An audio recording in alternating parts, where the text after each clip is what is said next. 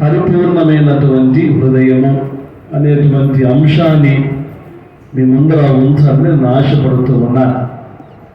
ప్రియమైన వారులారా, ఈ ప్రార్థన అంటే మనకందరికీ బాగా తెలుసు, చాలామంది చేస్తూ ఉంటారు. ఈ ప్రార్థన అంటే అర్థం ఏంటి అని అంటే దేవుణ్ణి అడుగుట. ప్రార్థన అంటే దేవునితో మాట్లాడుట.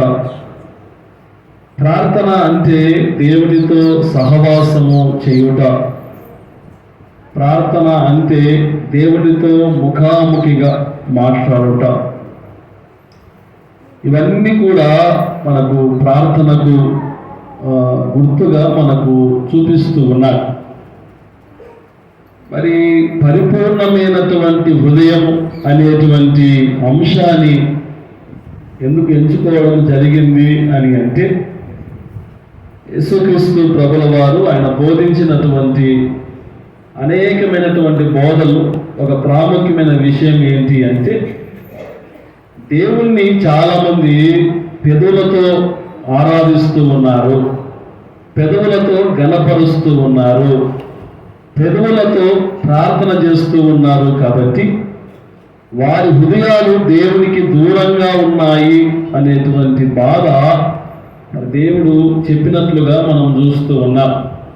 అంటే మనము మామూలుగా పెదవులతో మాత్రమే దేవుణ్ణి ఆరాధిస్తూ ఉన్నాము, కానీ హృదయముతో దేవుణ్ణి ఆరాధించాలి అనేది దేవుడి యొక్క అభిప్రాయం.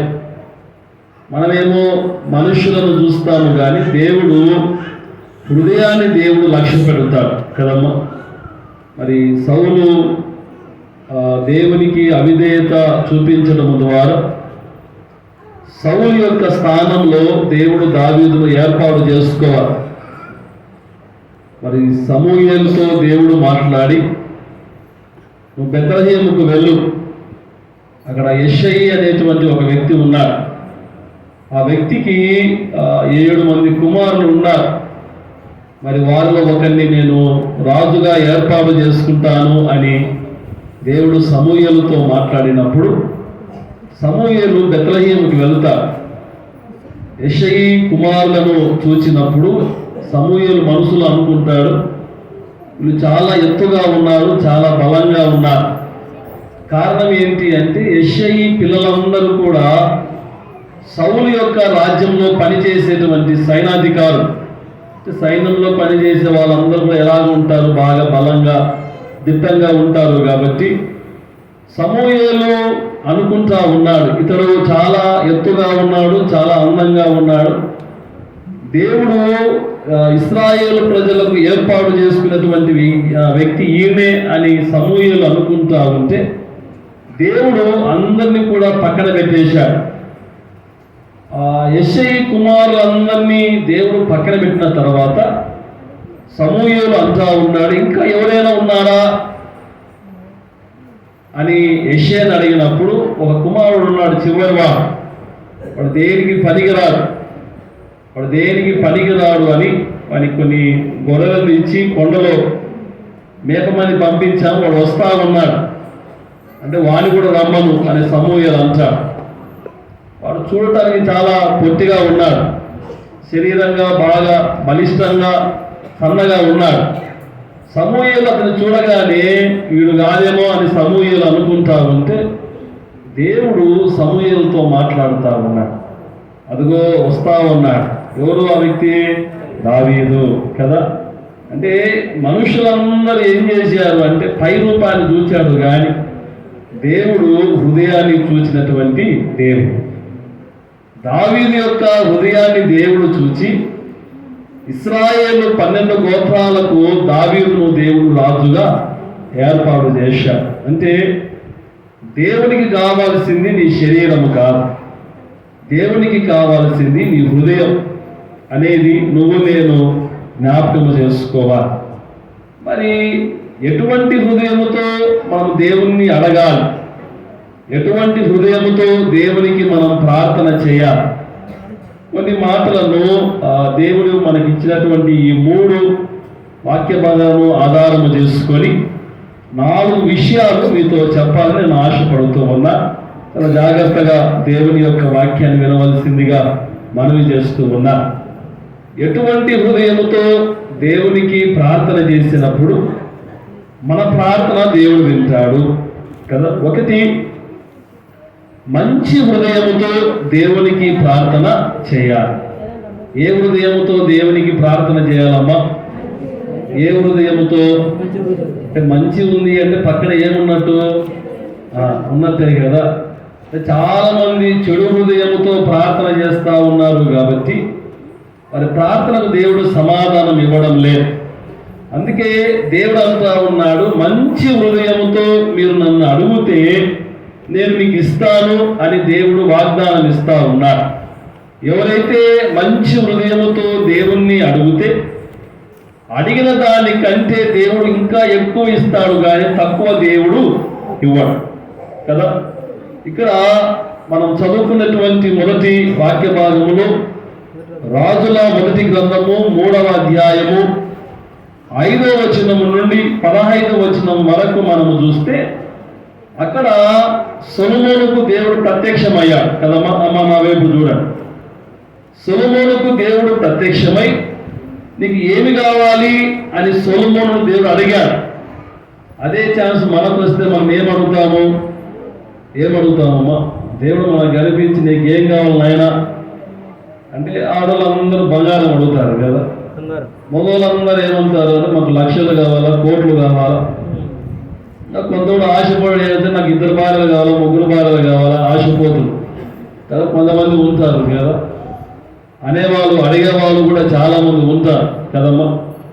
సొలొమోనుకు దేవుడు ప్రత్యక్షం అయ్యా సొలొమోను నీకు ఏమి కావాలో కోరుకో అని సొలొమోను దేవుని అడిగినప్పుడు సొలొమోను దేవుణ్ణి అడిగాడు. ఏమని అడిగాడు అని అంటే, అయ్యా ఈ 12 గోత్రాలకు నేను రాజుగా అయ్యాను కదా, నాకు మంచి ఏదో చెడు ఏదో తెలియదు కాబట్టి నాకు ఏమి దయచేయాలా అని అంటే, వివేకము గల హృదయము నాకు ఈ విన్నపము, ఈ ప్రార్థన ఎవరు దేవుణ్ణి అడిగేవాళ్ళుగా నాకు మంచి హృదయం కావాలా, మంచి మనస్సు కావాలా అని అడిగేవాళ్ళు ఎంతమంది ఉన్నారు ఏమ్మా? ఎవరైనా ఉంటారు? ఒక భర్త భార్య నీకు ఏం కావాలా అనగా నాకు పట్టు చీర కావాలంటారు కదా. నువ్వు ఉంటే చాలు అనే భార్యలు ఎంతమంది ఉన్నారు కదా? చాలా తక్కువ మంది ఉన్నారు కదండి. అటువంటి దేవుడు సాక్షాత్తు ఒక మనిషికి కనిపించి నీకు ఏం కావాలి అని అడిగినప్పుడు నాకు వివేకము గల హృదయము దయచేయి అని సొలొమోను దేవుణ్ణి అడిగినప్పుడు దేవుడు ఆ మాట విన్న వెంటనే ఆశ్చర్యపోయి సొలొమోనుతో అంటా ఉన్నాడు, సొలొమోనా నువ్వు దీర్ఘాయువు అడగలేదు, ఐశ్వర్యమును అడగలేదు, శత్రువుల మీద విజయాన్ని నువ్వేమి అడగలేదయ్యా. కేవలము వివేకము గల హృదయము నువ్వు అడిగావు కాబట్టి నువ్వు అడగవన్నీ కూడా నేను నీకు ఇచ్చేస్తాను. దేవుని యొక్క ప్రేమ అలాంటిది. మనము అడగడంలో ఎప్పుడు దురాశ పడకూడదు. అడగడంలో మనం ఎప్పుడు ఎలాగ ఉండాలి అంటే ఆశ కలిగి మనం దేవుణ్ణి అడిగేవాడముగా ఉండాలి కదండి. ప్రేమ దేవుని బిడ్డలారా, మనము మంచి మనసుతో దేవుణ్ణి అడిగినప్పుడు మనం అడిగిన దానికంటే దేవుడు రెట్టింపైనటువంటి సమాధానం, రెట్టింపైనటువంటి ఆశీర్వాదం దేవుడు తప్పకుండా మనకు ఇస్తారు కదా. యాకోబు కూడా దేవుణ్ణి అడుగుతా ఉన్నాడు, ఏమని? నీవు నన్ను దీవిస్తే తప్ప నేను నిన్ను వదలను కదా. మామూలుగా అయితే దేవుడు ఏం చేయాలి? యాకోబును దీవించి పంపించేసి అయిపోవు. కానీ దీవించిన తర్వాత మరలా ఏమంటా ఉన్నాడు అంటే, నీ పేరు ఏం పేరు అని అడుగుతా ఉన్నాడు. నీకేం పని ఆయన పేరుతో కదా? ఆశీర్వాదాలు అడిగాడు. నువ్వు దేవునివి కనుక నువ్వు ఏమి ఇవ్వాలి అతనికి? ఆశీర్వాదాలు ఇవా. నీ పరిధి అంతవరకే. కానీ దేవుని యొక్క పరిధి ఎలాగ ఉంటుంది అంటే, పరిధి దాటి ఆశీర్వాదాలు దేవుడు మనకి ఇస్తాడు కదా. ఆశీర్వాదాలు ఇచ్చిన తర్వాత నీ పేరు ఏంటి అని యాకోబుని అడగగానే యాకోబు అంటా ఉన్నాడు, నా పేరు యాకోబు అన్నాడు. నీ పేరు యాకోబు కాదు, ఇశ్రాయేలు. అంటే ఆశీర్వాదాలతో పాటు యాకోబుని దేవుడు మరలా ఏమిచ్చాడు? మోసగాడు కాకుండా నువ్వు ఇశ్రాయేలులకు సమాధానముగా ఉండండి కదా. అంటే మనము మంచి మనస్సుతో దేవుణ్ణి మనము అడగాలి. మంచి మనసుతో మనం దేవుణ్ణి అడిగినప్పుడు మనం అడిగిన దానికంటే దేవుడు మనకు ఎక్కువగా ఇస్తాడు. అది మొట్టమొదటిగా నేను జ్ఞాపకము చేసుకోవాలి. ఎందుకు అంటే ఈ హృదయము చాలా భయంకరమైనటువంటి హృదయం. ఈ హృదయంలో మనకు చెడు ఉంది, మంచి ఉన్నాయి, కానీ దాదాపుగా మన హృదయాలన్నీ చెడుతో నింపబడి ఉన్నాయి అని ఇర్మియా భక్తుడు అంటాడు. కాబట్టి ఈ చెడుతో నింపబడినటువంటి హృదయాలలో మనం దేవుణ్ణి ఆహ్వానించుకొని మంచిగా మనము దేవుణ్ణి అడగాలి అనేటువంటి విషయము మరి దేవుడు జ్ఞాపకము చేస్తూ ఉన్నాడు. అది మొట్టమొదటిగా నేను జ్ఞాపకము చేసుకోవాలి. రెండవదిగా ప్రియమైన వారులారా, మనం దేవుణ్ణి ఎలాగ అడగాలా అంటే శుద్ధ హృదయముతో దేవుణ్ణి మనము అడగాలి. ఏ హృదయంతో అడగాలమ్మా? శుద్ధ హృదయముతో దేవుణ్ణి మనము అడగాలి. దేవుణ్ణి అడిగేటువంటి వారి హృదయంలో ఏ మలినం ఉండకూడదు, ఏ అపరిశుద్ధత ఉండకూడదు, ఏ కోపము, ఏ ద్వేషము వారి హృదయాలలో ఉండకూడదు. ఎలాగ ఉండాలా మన ఆత్మ అని అంటే శుద్ధంగా ఉండాలి, శుద్ధిగా ఉండాలి. చాలా మంది శరీరం శుద్ధిగా ఉంటే చాలు అని అనుకునే వాళ్ళు చాలా మంది ఉంటారు. ప్రేమైన వాళ్ళు కదా, చాలా మంది రోజుకు మూడు సార్లు స్నానాలు చేసేటువంటి గనులు ఉంటారు చాలా మంది కదా.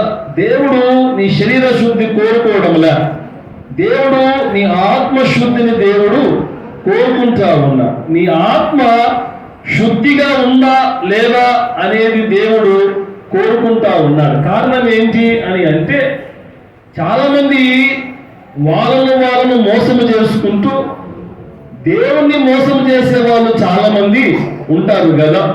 మనం చదువుకున్నటువంటి ఈ సువార్త వాక్య భాగంలోనికి వచ్చేసరికి దేవుని ప్రార్థన చేయటానికి ఇద్దరు వ్యక్తులు వెళ్ళారు. చాలాసార్లు మనం విన్నాం. ఒకడు పరిశేయుడు, మరొకడు సుంకరి. పరిశేయుడు నిలవబడ్డారు. ఎక్కడికి వచ్చి నిలవబడ్డారు అంటే దేవాలయంలోనికి వచ్చి నిలవబడ్డారు కదా. నిలవబడటం అనేది గర్వానికి, అహంకారానికి సూచన. దేవాలయంలోనికి వచ్చి మనం మోకరించాలి, కానీ నిలవబడి మనం ఎప్పుడు ఏనాడు ప్రార్థన చేయకూడదు. ఈ పరిశేయుడు ప్రార్థన చేస్తా ఉన్నాడు. ఏంటి అంటే, అయ్యా నేను చోరును, అన్యాయస్తులను, వ్యభిచారిని నేను కానందుకు నీకు కృతజ్ఞతా స్తోత్రములు అని దేవునికి ప్రార్థన చేస్తా ఉన్నారు. అంటే పరిశేయుని యొక్క హృదయం ఎలాగ ఉంది అంటే ప్రేమైన వారులారా మలినముగా ఉంది, శరీరము శుభ్రంగా ఉంది. అందుకే దేవుడు ఇలాంటి వారిని దేనితో పోల్చాడు అని అంటే సున్నం కొట్టినటువంటి సమాధులతో వారిని పోల్చాడు. ఆ సమాధి లోపల కుళ్ళి ఉంది, కానీ పైన చాలా మంచిగా ఉంది. పరిశేయులు అలాంటి వారు. పరిశేయులు అలాంటి బుద్ధితో దేవుని దగ్గరికి వచ్చారు. దేవుడు అంటా ఉన్నారు, నాయనా నీ శరీర శుద్ధి కంటే నాకు నీ హృదయంలో ఉన్నటువంటి ఆత్మశుద్ధితో నువ్వు నాకు కావాలి. ప్రియమైన వారులారా, దేవుని యొక్క వాక్యంలో మనం చూస్తే యేసుక్రీస్తు ప్రభుల వారు ధన్యతలు చెప్పారు. మత్తయి రాసిన సువార్త 5వ అధ్యాయము 3వ వచనాన్ని మనము చదువుకున్నాం. ఆత్మ విషయమై దీనులైన వారు ధన్యులు, పరలోక రాజ్యము వారిది. శరీర శుద్ధి గలవారు ధన్యులు అని వ్రాయబడి ఉందా? ఆత్మ విషయమే శుద్ధి గలవారు ధన్యులు అని వ్రాయబడి ఉందమ్మా? ఏమా? ఆత్మ విషయమై దీనులైన వారు ఎవరంట? ధన్యులు. వాళ్ళు ఎక్కడికి పోతారంట? పరలోక రాజ్యములోనికి పోతారంట. అంటే శరీరం శుద్ధిగా మనము ఎక్కడ శుద్ధి చేసుకోవాలా? ఆత్మశుద్ధిని మనం చేసుకోవాలి. ఎందుకు మనము ఆత్మశుద్ధిని చేసుకోవాలి అని అంటే ప్రేమల దేవుని బిడ్డలారా, యెషయా గ్రంథము 57వ అధ్యాయము 57వ అధ్యాయము 5వ వచనాన్ని మనము చదువుకున్నాం. 15వ వచనము 57:15 మహాగణులను మహోన్నతుడను పరిశుద్ధుడను నిత్య నివాసినైన వాడు ఇలాగూ సెలవిచ్చుచున్నాడు, నేను మహోన్నతమైన పరిశుద్ధ స్థలంలో నివసించువాడును, ఆయనను వినియము గల వారి ప్రాణమును ఉజ్జీవింప చేయుటకును, నలిగిన వారి ప్రాణమును ఉజ్జీవింప చేయుటకును, వినయము గల వారి యుద్ధము దీన మనస్సు గల వారి యుద్ధము నివసించుచున్నాను. దేవుడు ఎక్కడ నివసిస్తూ ఉన్నాడు? ఎవరి దగ్గర నివసించడానికి దేవుడు ఇష్టపడతా ఉన్నాడు అంటే వినయం గల వారి యొద్ద, అంటే దేవుని మాట ఎవరైతే వింటారో వారి దగ్గర దేవుడు ఉండటానికి ఇష్టపడుతూ ఉన్నాడు. రెండవది, దీన మనస్సు ఎవరి దగ్గర అయితే ఉంటుందో వాళ్ళ దగ్గర దేవుడు ఉండటానికి దేవుడు ఇష్టపడుతూ ఉన్నాడు. ప్రియమైన వారులారా, దీన మనస్సు అనేది ఎవరి దగ్గర లేదు అని అంటే పరిశీలన దగ్గర లేదు. ఎవరి దగ్గర ఉంది అంటే సుంకరి దగ్గర ఉంది. అందుకే వాడు కనీసము దేవాలయంలోనికి రాకుండా, కనీసము దేవుని వైపు చూడటానికి అతనికి శక్తి చాలక, ఆకాశం వైపు కనులెత్తి ధైర్యము చాలక రొమ్ములు కొట్టుకుంటా ఉన్నా. వీడేమో నిలవబడి ప్రార్థన చేస్తా ఉంటే సుంకరేమో రొమ్ములు కొట్టుకొనొచ్చు దుఃఖముతో దేవునికి ప్రార్థన చేస్తా ఉన్నాడు. కారణం ఏంటి అంటే సుంకరి యొక్క జీవితంలో దీన మనస్సు ఉంది. సుంకరి యొక్క జీవితంలో వినయము గలటువంటి హృదయము సుంకరి యొక్క జీవితంలో ఉంది. అందుకే ఆ వ్యక్తి యొక్క ప్రార్థన దేవుడు అంగీకరించాడు, కానీ పరిశీలన యొక్క ప్రార్థన దేవుడు అంగీకరించలేదు. ప్రియమైన వారులారా, మన క్రైస్తవ జీవితాలలో మనము కూడా ఎటువంటి హృదయముతో దేవునికి ప్రార్థన చేయాలి అని అంటే దీన మనస్సు కలిగినటువంటి హృదయముతో దేవునికి మనం ప్రార్థన చేయాలి. అది రెండవదిగా నువ్వు నేను జ్ఞాపకం చేసుకోవాలి. మొట్టమొదటిగా మంచి హృదయముతో దేవునికి ప్రార్థన చేయాలి. రెండవది, శుద్ధి హృదయముతో దేవునికి మనం ప్రార్థన చేయాలి. మూడవది, దేవుని యొక్క వాక్యంలో మనము చూస్తే పాపము లేనటువంటి హృదయముతో దేవునికి ప్రార్థన చేయాలి. ఒక విషయం జ్ఞాపకం చేసుకోవాలి. నువ్వైనా సరే, నేనైనా సరే, ఎవరైనా సరే దేవునికి ప్రార్థన చేసేటువంటి మనం ఎవరైనా సరే మన హృదయంలో ఏముండకూడదు? పాపము లేకుండా నువ్వు ప్రార్థన చేయగలిగితే దేవుడు నీ ప్రార్థన ఆలకిస్తాడు. పాపముతో నింపబడినటువంటి ఏ ప్రార్థన దేవుడు అంగీకరించడు కదా. ప్రియమైన వారులారా, పాపము లేనటువంటి ప్రార్థన దేవుడు వింటాడు. జ్ఞాపకము చేసుకో. క్రీస్తునందు ప్రియమైన దేవుని బిడ్డలారా, దావీదు లాంటి మహాగణుడు, దావీదు లాంటి మహా ప్రార్థన వీరుడు, దావీదు లాంటి మహాశూరుడు 7 రోజులు దేవునికి ప్రార్థన చేశాడు. ఎటువంటి ప్రార్థన చేశాడంట? ఉపవాస ప్రార్థన చేశాడు. ఉపవాస ప్రార్థన అంటే నీలాగా నాలాగా చేయలే. ఉదయం టిఫిన్ తిని, జ్యూస్ తాగి, మళ్ళీ నీళ్లు తాగి, పాలు తాగి, మళ్ళా మధ్యాహ్నం అన్నం తిని, రాత్రి అన్నం తిని ఉపవాస ప్రార్థన నీలాగా నాలాగా చేయలే. దావీదు ఒక చోట కూర్చున్నటువంటి ఒక వ్యక్తి 7 రోజులు కూడా నీళ్లు తాగకుండా, అన్నం తినకుండా, స్నానం చేయకుండా ఒకే చోట కూర్చొని దేవునికి ప్రార్థన చేశాడు. ఎన్ని రోజులు అంటే 7 రోజులు ఉపవాసంతో ప్రార్థన చేస్తే ఒక పనివాడు వచ్చి అంటా ఉన్నాడు, అయ్యా నువ్వు ఎవరి కొరకైతే ప్రార్థన చేస్తూ ఉన్నావో నీ బిడ్డ చనిపోయింది, నువ్వు లేచి ఇంకా స్నానము చేసుకో. దావీదు లాంటి ఒక ప్రార్థనాపరుడు ఒక బిడ్డ కోసం ప్రార్థన చేస్తే ఎందుకు దేవుడు వినలేదు? కారణం ఏంటి అంటే దావీదు హృదయంలో పాపము ఉంది. హృదయంతో నింపబడినటువంటి ప్రార్థన దేవుడు ఎప్పటికి కూడా అంగీకరించాడు. కారణం ఏంటి అంటే ఆ పాప ఎవరుగా దావీదు బస్తబాతో వెళ్ళినప్పుడు పాపముతో పుట్టినటువంటి ఆ బిడ్డ దేవుడు మొక్కినప్పుడు ఆ బిడ్డ యొక్క బాధ కోసము దావీదు 7 దినాలు ప్రార్థన చేస్తాడు. పాపముతో కన్నటువంటి బిడ్డ కోసం దావీదు ప్రార్థన చేస్తే దేవుడు దావీదు యొక్క ప్రార్థన వినలేదు అనేది నువ్వు నేను జ్ఞాపకం చేసుకోవాలి. పరిచయుడు దేవునికి ప్రార్థన చేస్తా ఉన్నాడు, అయ్యా నేను వారానికి 2 మార్లు ఉపవాసం ఉంటా ఉన్నా, ప్రతి నెల నీకు దశమ భాగం తెస్తా ఉన్నా. ఎక్కడి నుంచి తెస్తా ఉన్నావు నాయన అంటే, రూపాయి వసూలు చేయాల్సింది నువ్వు 10 రూపాయలు వసూలు చేస్తా ఉన్నావు. 10 రూపాయలు వసూలు చేయాల్సింది నువ్వు 200 వసూలు చేస్తా ఉన్నావు. ఆ అక్రమంగా వచ్చేటువంటి డబ్బుతో నువ్వు దేవునికి ఏమి ఇస్తా ఉన్నావు? దశమ భాగం ఇస్తా ఉన్నావు. అంటే పాపముతో నిన్నటువంటి కానుక దేవునికి ఇస్తా ఉన్నావు నీవు. అందుకే పరిశుద్ధుని యొక్క ప్రార్థన దేవుడు అంగీకరించలే.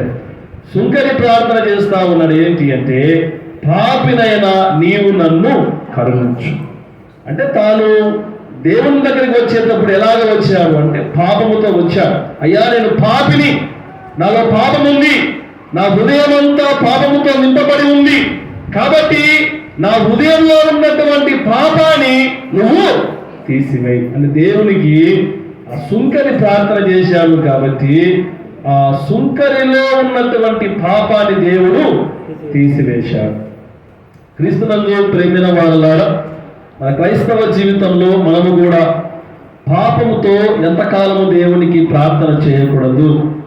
మన హృదయాలలో కోపాన్ని పెట్టుకొని, మన హృదయాలలో అసమాధానాన్ని పెట్టుకొని, మన హృదయాలలో ద్వేషాన్ని పెట్టుకొని, మన హృదయాలలో ఈర్ష్యను పెట్టుకొని నువ్వు ఎన్ని సంవత్సరాలు దేవునికి ప్రార్థన చేశావో అవన్నీ కూడా వ్యర్థమే. దేవుడు నీ నుండి నా నుండి ఏం కోరుకుంటా ఉన్నాడు అంటే, సమాధానాన్ని కోరుకుంటూ ఉన్నాడు. ఏం కోరుకుంటా ఉన్నాడమ్మా? సమాధానం కోరుకుంటా ఉన్నాడు. ఒక అన్న తమ్ముడితో ఇంట్లో గొడవపడి వచ్చాడు. గొడవపడి దేవాలయంలో నువ్వు వచ్చి దేవుడికి అర్పణ అర్పిస్తా ఉంటే దేవుడు అంటావు, నీ అర్పణ పక్కన పెట్టు, నువ్వు వెళ్ళి నీ సహోదరులతో ఏం పడాలా? సమాధానం. నువ్వు అసమాధానంతో నా దగ్గరికి వస్తావు. నీ హృదయంలో నీ అన్న మీద ఏముంది? నీకు హృదయంలో కోపం ఉంది.